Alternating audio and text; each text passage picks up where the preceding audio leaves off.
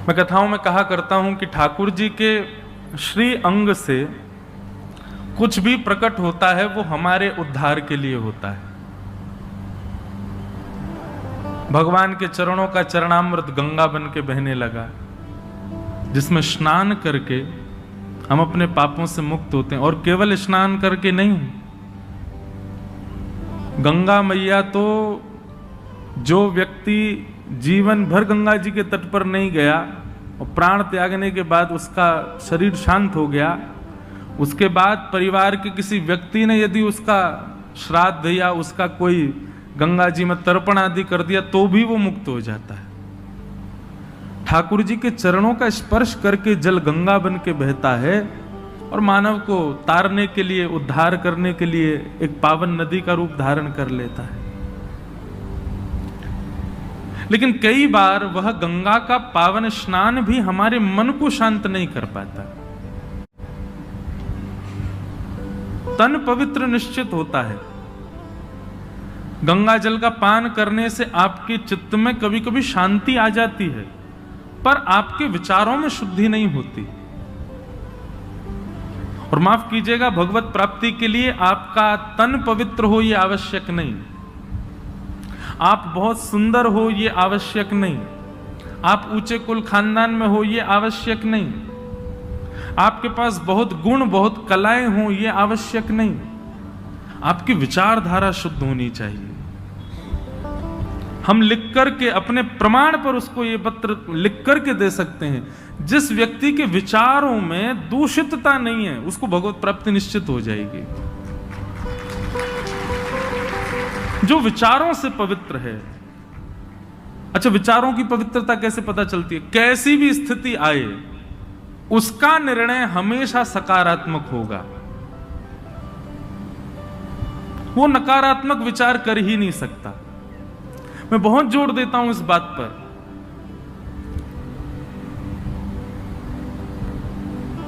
बुद्धि की शुद्धता बहुत जरूरी है और वो भागवत से ही होती है। इसीलिए भागवत को भी भागीरथी कहा गया। भागवत भागीरथी क्यों? तन की पवित्रता के लिए गंगा चरणों से प्रकट हुई है, पर बुद्धि की शुद्धता के लिए भगवान ने अपने मुख से गंगा प्रकट की।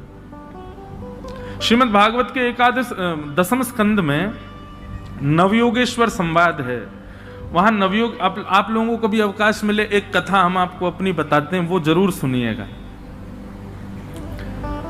नवयोगेश्वर संवाद पर हमने कथा कही थी, 2 वर्ष हो गए बद्रीनाथ में। उस कथा को निश्चित श्रवण कीजिए जब भी आपको अवकाश मिले। बहुत सुंदर कथा। हम अपनी कथा की प्रशंसा नहीं करते, मैं अपनी कथा सुनता भी नहीं हूं, लेकिन वो कथा एक भक्ति पथिक के लिए बहुत आवश्यक है। कोई भक्ति मार्ग का अनुगामी, उसको जीवन में कोई रुकावट ना आवे और गतिशीलता बनी रहे, उसके लिए उस कथा को निश्चित सुनिएगा। नवयोगेश्वर संवाद। तो नवयोगेश्वर संवाद के प्रारंभ में एक बहुत सुंदर बात भगवान कहते हैं, ये वही भगवतः प्रोक्तः उपाया आत्मलब्धये। भगवान कहते हैं, मैं जो बोलता हूं, मैं जब बोलता हूं, वो वाक्य सामने वाले को मेरी प्राप्ति के लिए ही बोलता हूं। ठाकुर जी ने कुछ भी कहा है उसका आप पालन करने लग जाओ, उससे आपको ठाकुर जी मिलेंगे। बहुत सावधानी से सुनो, सब लोग इधर देखो। भगवान कहते हैं, मैं जो बोलता हूं उसको ध्यान पूर्वक सुन लीजिए, क्योंकि वह कैसा भी वाक्य हो मेरा, उससे मेरी ही प्राप्ति होनी है। और भगवान कहते हैं, इतना विश्वास करके मेरी वाणी को सुनना कि अंजह पुंसाम विदुषाम वृद्धिम भागवतान हितान। बोले, जिस प्रकार विश्वास की अतीत को क्या कहते हैं? एक होता है विश्वास, एक होता है अतीत विश्वास। मुझे बहुत विश्वास है। बहुत विश्वास का प्रतीक क्या होता है? कि आंख बंद करके विश्वास है। भगवान कहते हैं वैसे ही मेरी बताई गई वाणी पर विश्वास नहीं, अतीत विश्वास करना, आंख बंद कर लेना बस। जो ठाकुर जी कह रहे हैं वो सत्य है।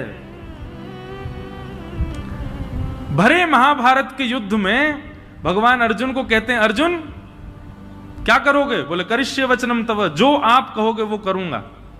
भगवान बोले सोच ले, जो मैं कहूंगा सो करेगा? अर्जुन बोले निश्चित करूंगा। बोले फिर सोच ले, करेगा? बोले निश्चित करूंगा। ठाकुर जी बोले ठीक है, तो फिर रथ से नीचे उतर, तेरे घोड़े प्यासे हैं, घोड़ों को खोल करके जमीन में स्रोत करके जल निकाल, इनको पानी पिला दे। सामने से बाणों की बौछार हो रही है और अर्जुन को भगवान कहते हैं कि तुम उतर जाओ, उतर करके पानी का स्रोत निकाल के घोड़ों को पिलाओ। अर्जुन एक बार संकोच करने लगा, सच में उतर जाऊं? भगवान बोले अभी तो तूने बोला कि जो मैं कहूंगा सो करेगा, कर। एक बात सदैव याद रखना, ठाकुर जी के प्रेमी यदि आप बन गए हैं, ये जितने प्यारे दिखते हैं, जितने सुंदर दिखते हैं, जितने इनके प्रति आकर्षण है, उतने ही ये परीक्षाएं लेते हैं। मैं कभी कभी कहता हूं बड़े कठोर हैं। आपने कह दिया ना ठाकुर जी जो आप कहोगे सो करूंगा, उसी दिन देखना ठाकुर जी ऐसा कुछ कहेंगे जिसको करने में आप कतराओगे। लेकिन भगवान दावे से कहते हैं, अंजह पुंसाम विदुषाम बुद्धिम भागवतान हितान, मेरे द्वारा प्रकट की गई वाणी उस पर इतना विश्वास करो जैसे आंख बंद करके चलने लग जाओ मेरे बताए गए मार्ग पर। ठाकुर जी यदि खाई की तरफ इशारा करते हैं, चलो जाओ वहां जाओ, तो ये विचार मत करो खाई है नीचे गिर जाएंगे, मर जाएंगे, प्राण निकल जाएंगे। नहीं, ठाकुर जी ने आज्ञा कर दी, चल दो। ठाकुर जी कहते हैं जब व्यक्ति मेरे बताए गए मार्ग पर इतना विश्वास करके चलने लग जाता है तो वो कभी गिरेगा नहीं, और यदि कभी गिर भी जाए, यदि कभी उसका पतन भी हो जाएगा, तो वो बिल्कुल चिंता ना करे, उसको उठाने मैं स्वयं आऊंगा, उसको मैं ही बचाऊंगा। भक्ति पथ, यहां रक्षा की जिम्मेवारी ठाकुर जी की है, आप तो बस चलो। तो भगवत प्राप्ति बंधुओं ना तो स्वरूप से आप कर सकते हो, ना आप ऊंचे कुल खानदान से कर सकते हो, बहुत पवित्र रह करके, त्रिकाल संध्या करके, 3 बार स्नान करके, ये सबसे भगवत प्राप्ति नहीं होगी। भगवत प्राप्ति तो केवल और केवल आपके विचार शुद्ध हों, और श्रीमद् भागवत का यही उद्देश्य है कि सुनने वाले श्रोता के विचार शुद्ध हों, उसके विचारों में दूषितता ना हो। इसलिए अपने आप को परखा कीजिए, आप विचार क्या करते हैं। और विचार यहां बैठ करके तो भगवत विचार सबको आ जाएगा, यहां पर तो नास्तिक व्यक्ति भी बैठा बैठा भगवान को याद कर लेगा। यहां विचार नहीं करना है, एकांत में जाके अपने विचारों पर मनन करो। आप विचार कैसे करते हो, आप सोचते कैसा हो, एकांत में बैठ करके आंख बंद करके चिंतन किया करो, क्या आता है आपके मन में। दूषितताएं आती हैं, संसार के विषय आते हैं, संसार के विषाद आते हैं, तो निश्चित है आपके विचार अच्छे नहीं है, भगवत प्राप्ति में भी बाधा है।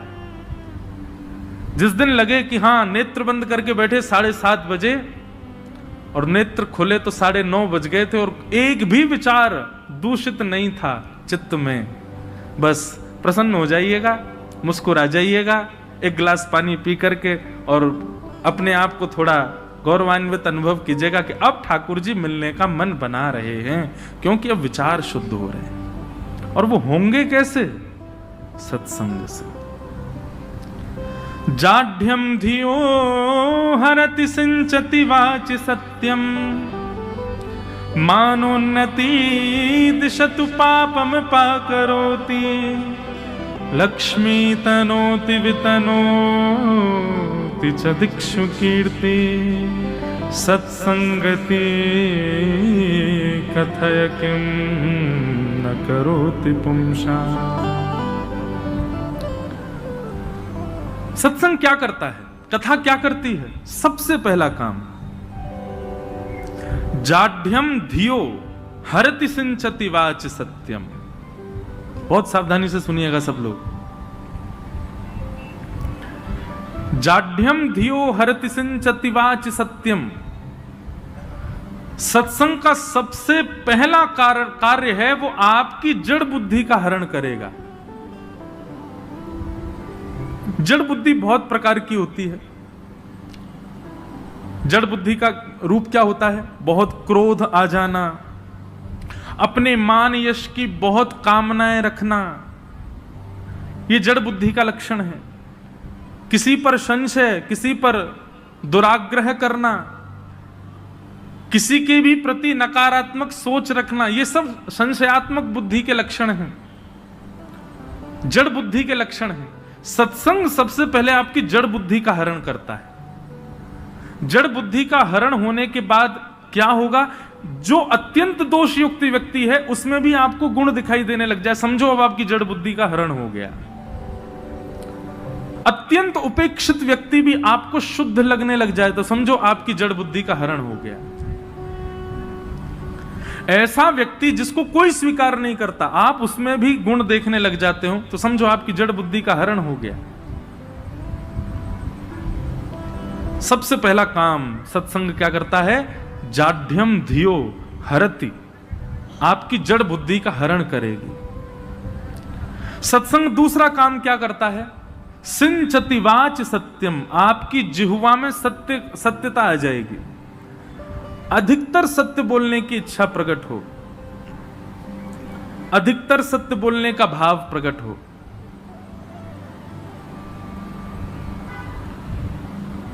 और सत्य बोलने का भाव मतलब क्या है बंधुओं? हरि चर्चा, हरि स्मरण, ज्यादातर हरि का गुणगान, ऐसी इच्छा प्रकट हो चित्त में। हरति सिंचति वाच सत्यम। तीसरा काम सत्संग क्या करता है? मानोन्नति दिशतु पापम अपाकरोति, मान और सम्मान की कामना को नष्ट कर देता है चित्त से। सत्संगी व्यक्ति को ज्यादा सम्मान की इच्छा नहीं होती, मान की इच्छा नहीं होती, प्रतिष्ठा की इच्छा नहीं होती। और मान, प्रतिष्ठा, यश, वैभव की इच्छा रखता है और सत्संग भी करता है तो समझ लेना आडंबर है, सत्संगी नहीं है वो व्यक्ति। सत्संगी व्यक्ति को मान की इच्छा नहीं होती, सम्मान की इच्छा नहीं होती। श्री एकनाथ जी महाराज, एकनाथ जी का चरित्र आता है, उसमें ऐसा वर्णन करते हैं कि श्री एकनाथ जी रोज गंगा स्नान के लिए जाते थे। तो जब वो स्नान करने के लिए जाते तो एक मौलवी, एक मिलेच्छ, वो उस क्षेत्र का कुछ था, उसकी चलती थी वहां पर। एकनाथ जी जैसे ही गंगा स्नान करके निकलते तो उनके ऊपर पानी पी करके कुल्ला कर देता, और उनके ऊपर ना भी करता तो वो ऐसा करता कि एक आध छींट उनके ऊपर पड़े, ऊपर छत पे खड़ा होकर के करता। एकनाथ जी महाराज फिर से गंगा स्नान करने चले जाते। कथा प्रसिद्ध है, 50 बार करता, लेकिन 50 बार एकनाथ जी गंगा जी में चले जाते, उस पर क्रोध नहीं करते थे।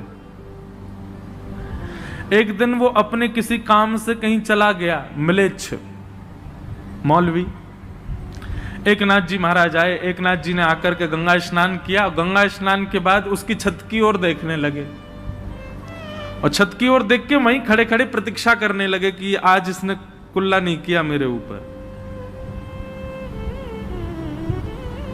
किसी ने आकर के कहा, एकनाथ जी आप यहां क्यों खड़े हैं? बोले भैया वो एक व्यक्ति का नियम है, मैं जब जब गंगा स्नान करूं मुझ पर कुल्ला करता है, आज वो आया ही नहीं यहां पर, उसकी प्रतीक्षा कर रहा हूं, वो आ जाए कुल्ला करे तो फिर उसका नियम पूर्ण हो। सामने वाले व्यक्ति ने कहा, धन्य है आप कैसे व्यक्ति हैं? वो आपका रोज अपमान करता है और आप आज वो नहीं है तो उसकी प्रतीक्षा कर रहे हो कि वो अपमान करे। बोले भैया उसकी कृपा से मैं 50 बार गंगा स्नान तो भी कर लेता हूं, नहीं तो मैं तो आलसी जीव हूं, एक डुबकी लगा के भागता हूं। कम से कम उसकी करनी से मैंने अनुभव किया, 50 बार मुझे स्नान करने का अवसर मिलता है, इसलिए मैं उसकी प्रतीक्षा कर रहा हूं वो आ जाए। हम ऐसे बन सकते हैं? हम उस गली से ना जाएं जिस गली में ये ना पूछा गया हो गाड़ी कितनी की लाए।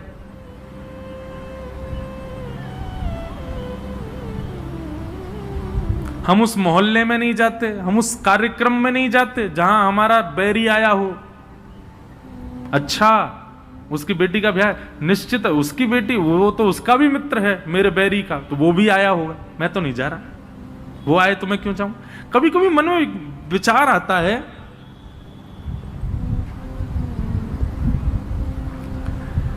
हम लोग कैसे हैं, हमारा स्वभाव कितना ज्यादा संकीर्ण हो चुका है। छोटी छोटी बातों पर, छोटे छोटे विषयों पर हम कितनी दूषित भावनाएं ले आते हैं अपने चित्त में। कभी ठाकुर जी से सीखो, ठाकुर जी कैसे हैं, उनका स्वभाव देखो कैसा है, कितना प्रिय स्वभाव। हम उनके लायक किंचित भी नहीं है, पर फिर भी ठाकुर जी नित्य हमको दर्शन देते हैं, नित्य अपना नाम हमारे मुख से बुलवाते हैं। और केवल इतना ही नहीं, अपना दर्शन करा करके अपना नाम बुलवा के हमको फायदा और कराते हैं, हमारे पाप और कम कर देते हैं। भले ही हम पाप करके आ रहे हैं। एक श्लोक बोला जाता है कई मंदिरों में आरती के बाद, पापो हम पाप कर्मा हम पापात्मा पाप संभव त्राहि माम पुंडरीकाक्ष सर्व पाप हरो हरि। इस श्लोक का अर्थ क्या है? पापो हम, मैं पापी हूं, पाप कर्मा हम, मेरे सारे कर्म पाप के हैं, पापात्मा, मेरी आत्मा भी पापी हो चुकी है, और पाप संभव, नाथ अभी आपकी आरती करने के बाद निश्चित अभी भी मैं कहीं पाप करने ही जाने वाला हूं। त्राहि माम पुंडरीकाक्ष, हे पुंडरीका, पुंडरीक कहते हैं कमल को, त्राहि माम पुंडरीकाक्ष, हे कमल जैसे नेत्र वाले, सर्व पाप हरो हरि, मेरे सारे पापों को हरण करो। और ठाकुर जी हरण कर भी लेते हैं। सीखो ठाकुर जी से, कितने सीधे हैं हमारे लाल जी, कितने सरल हैं हमारे ठाकुर जी। इसलिए भैया ये कथा भागवत आदि इन सब सत्संगों को श्रवण करके ना ये मत विचार करो पुण्य कितना बढ़ रहा है। मैं 4 घंटे एक आसन पर बैठ के कथा सुनी, ये विशेष बात नहीं है। मैंने जितने दिन कथा सुनी, मैंने व्रत रख के कथा सुनी, ये विशेष बात नहीं है। मैं कथा में अपने आसन पे ही बैठता था, जहां पहले दिन बैठा वहीं 7 दिन बैठ के कथा सुनी, ये विशेष बात नहीं है। विशेष बात यह है कि 7 दिन पहले विचार जितने संकीर्ण थे, 7 दिन बाद उनकी संकीर्णता नष्ट हुई कि नहीं, आप अपने विचारों से शुद्ध हुए कि नहीं, ये विशेषता होनी चाहिए कथा की। हमने एक नियम, अभी नासिक में कथा थी ना, तो वहां एक नियम था हमारा, मौन रहता था मैं पूरे दिन, बस कथा में बोलता था। उसका प्रभाव ऐसा पड़ा है अभी कि मेरे को अधिकतर मौन रहने का मन होता है। अब मैं कथा से पहले भी मौन रहता हूं 1 घंटा, कथा के बाद भी 1 घंटे मौन रहता हूं, पर ऐसा नहीं है। सुबह हम आज खेलने गए तो भी मैं मौन ही था। बताओ, आज मैंने एक चीज अनुभव की, खेल में नोक झोंक लड़ाई झगड़ा निश्चित होता है, कोई मौन रह के कैसे लड़ाई करे। कल जितने खिलाड़ी आएंगे सबका मौन है, जो बोलेगा उसके 4 रन कट जाएंगे। अब देखना कल कैसे बस एक व्यक्ति बोलेगा जो रन गिनेगा सबके और वो विशेष रूप से हमारे अनुज पंडित जी और हमारे ये भैया नहीं होने चाहिए, ये 2 लोग नहीं, बहुत बेईमानी करते हैं भाई। लेकिन एक विनोद की बात है ये तो,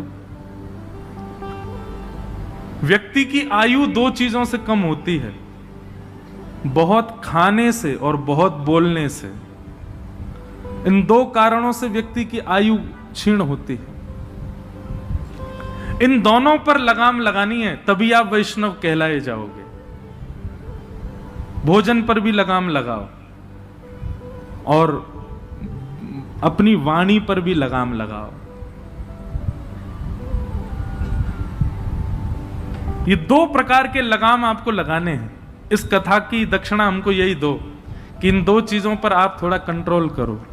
एक तो भोजन मतलब पाओ, प्रेम से पाओ, उतना ही पाओ जितने में काम चल जाए। और वाणी, दिन भर में कम से कम 2 घंटे का मौन तो रखो। मौन रहो। और केवल मौन रह के ऐसा नहीं है कि किसी को गाली दे रहे हैं वो लिख करके दे दी, ले है तो मेरा मौन, तू ऐसा है, ऐसा नहीं। जितनी देर मौन रहे उतनी देर हरिस्मरण रहे, अंदर ही अंदर ठाकुर जी का नाम चलता रहे। पता चली महाराज मंडदीप सुबह 8 से 9 सब मौन है पूरे मंडदीप में, कोई बोलता ही नहीं है। काम ठप हो गए लोगों के, क्यों सब मौन रहते हैं यहां पे। लेकिन ये 2 वेग बहुत आवश्यक हैं जीवन में। आप स्वयं अनुभव करेंगे कि जब आप मौन रहना प्रारंभ करेंगे ना, तो आपकी जिह्वा में अपने आप ऐसे ऐसे भाव, आप जब आप बोलेंगे तो वो निश्चित ही किसी पर प्रभाव डालने वाली वाणी ही होगी। अच्छा, मौन का एक नियम है, मौन में आप ठाकुर जी का नाम बोल सकते हो। कितना भी मौन व्रत हो, आप जय श्री कृष्ण बोल सकते हो, जय सिया राम बोल सकते हो, राधे राधे बोल सकते हो, नारायण बोल सकते हो, हरि के नाम, ठाकुर जी के नाम, किशोरी जी। मौन, क्योंकि भगवत नाम लेना भी मौन ही माना जाता है। तो बात केवल इतनी थी कि विचारों को शुद्ध रखना है। हमारे अष्ट सखा कहते हैं, प्रीत ही सौंपई है प्रियतम, प्रीत ही सौंपई है प्रियतम।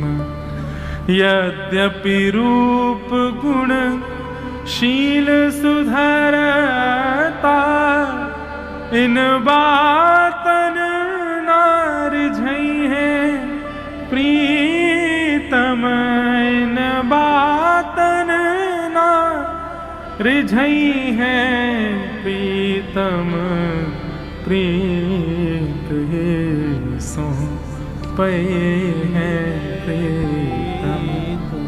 अष्ट सखा कहते हैं, प्रीतम प्रीत ही सौंपई है। पई है मतलब मिलेंगे। किससे मिलेंगे? बोले प्रीत से मिलेंगे। यद्यपि रूप गुण शील सुधरता, चाहे तुम कितने भी रूपवान हो, शीलवान हो, गुणवान हो, इन बातन ना रिझई हैं।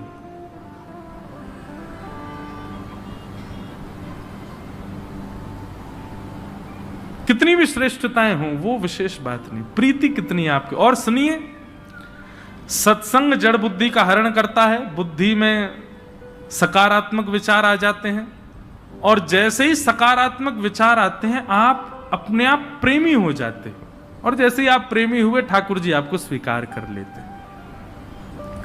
ये भागवत की यात्रा भैया ठाकुर जी के स्वीकारीकरण की यात्रा, कि वो हमें स्वीकार करें। एक व्यक्ति ने मुझसे पूछा कि महाराज जी, मानव का उद्देश्य क्या होना चाहिए? मैंने कहा आप बताओ। बोले कि आप तो यही कहोगे भगवत प्राप्ति। मैंने कहा नहीं, भगवत प्राप्ति उद्देश्य नहीं है मानव का। तो हम ठाकुर जी से मिलें, ठाकुर जी हमको मिलें, ये हमारा उद्देश्य नहीं है। ठाकुर जी हमको प्रिय लगे, ये हमारा उद्देश्य नहीं है। हमारा उद्देश्य केवल ये, हमारे कर्म ऐसे हों, हमारे विचार ऐसे हों, हमारे भाव ऐसे हों, हमारी बुद्धि ऐसी हो कि उन सब से हम ठाकुर जी के प्रिय बन जाएं। ठाकुर जी तो सबको प्रिय लगते हैं, पर ठाकुर जी को प्रिय कौन लगता है, ये बड़ी बात। ठाकुर जी के प्रिय बनने का विचार करो। देखो, हर मानव किसी अन्य व्यक्ति के लिए अपना निर्माण करता है। बहुत ध्यान से सुनिएगा, हर व्यक्ति किसी को दिखाने के लिए ही अपना निर्माण करता है। बालक माता पिता की नजरों में श्रेष्ठ बनने के लिए पढ़ाई करता है, डिग्रीज लाता है, अच्छे से एग्जाम देता है और मेहनत करता है कि मेरे माता पिता का सीना चौड़ जाए कि हाँ हमारा बेटा बहुत अच्छा है। पत्नी अपने पति को रिझाने के लिए सब क्रिया करती है।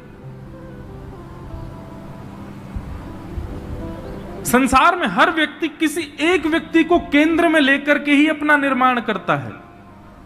वैष्णव को चाहिए ठाकुर जी को केंद्र में रखे और वो हमसे रीझें, उसके लिए अब क्रिया करें। आज तक हमने सारी वो क्रिया की जिससे संसार रीझा हो, पर अब वो करना है जिससे ठाकुर जी रीझे। यही वैष्णव धर्म है। स हरे प्रिय, उद्देश्य लिख लीजिएगा कहीं पर। क्या है हमारा उद्देश्य? कि हम हरि प्रिय बने। हरि तो सबको प्रिय हैं, पर उनके प्रिय हम बने। वो हमें देख के रीझ जाया करें, वो हमें देख के प्रसन्न हो जाया करें, हमें देख करके उनको सुख मिला करे। ऐसा निर्माण स्वयं का करना है, इसीलिए हम वैष्णव बने हैं। जिस दिन से आप केंद्र बिंदु ये रख लेंगे ठाकुर जी को प्रसन्न करने के लिए ही सब करना है, आपको भक्ति करनी नहीं पड़े, अपने आप होती चली जाएगी। अपने आप आपके विचार शुद्ध होंगे, अपने आप आपकी क्रियाएं शुद्ध हो जाएंगी।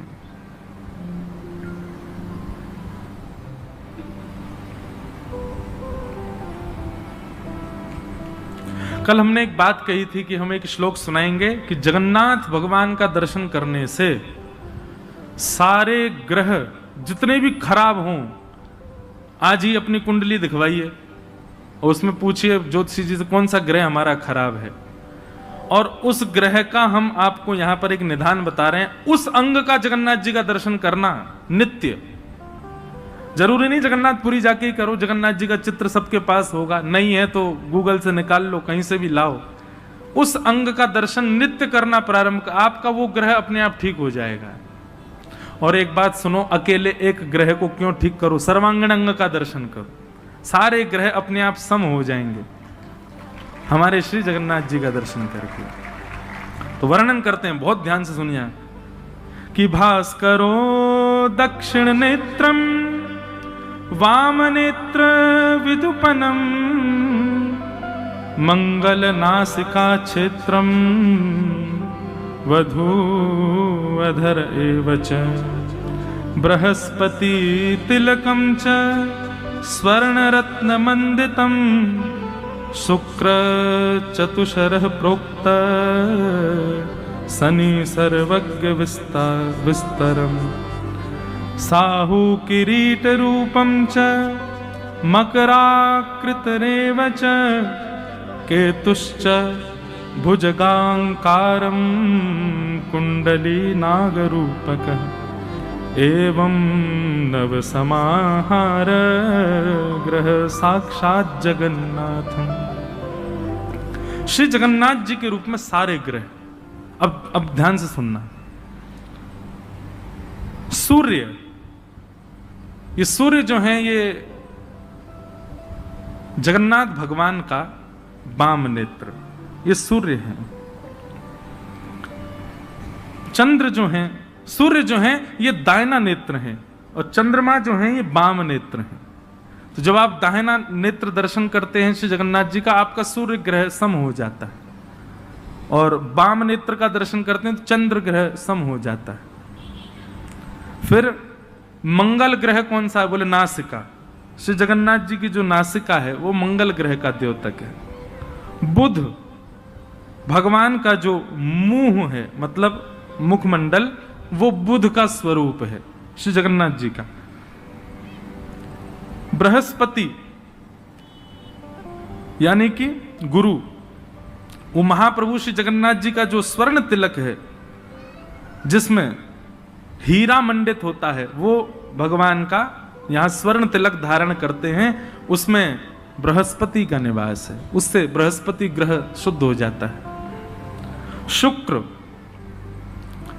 मुखार बिंद को देखने पर चार कोने जो जगन्नाथ जी के दिखाई देते हैं, ऐसे जगन्नाथ जी का रूप कैसा है, ऐसे पूरा मुख है, तो ये जो चार कोने हैं श्री जगन्नाथ जी के, उनका दर्शन कर। बीच बीच में भैया वो बड़ी वाली एलईडी में जगन्नाथ जी दिखा देना हो तो, नहीं तो हमारे ये बैठे लो सब रे ग्रह बैठ के कथा सुनने हैं श्री जगन्नाथ। अब ये जो है, ये चार अंग जो हैं, ये चारों शुक्र के स्वरूप हैं। देखो आप विराजो, ये हमको वहीं के सेवायत ने प्रदान किए श्री जगन्नाथ जी।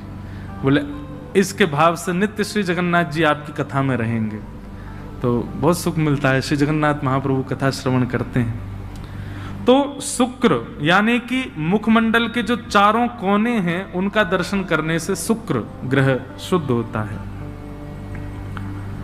फिर मुखमंडल पर जो कालीमा है, जो कृष्ण वर्ण है श्री जगन्नाथ जी का, उस कृष्ण वर्ण का दर्शन करने से शनि की दशा खत्म हो जाती है। किसी को शनि, अच्छा एक बात कहें, शनि की दशा 7.5 आदि ये बुरी नहीं होती है।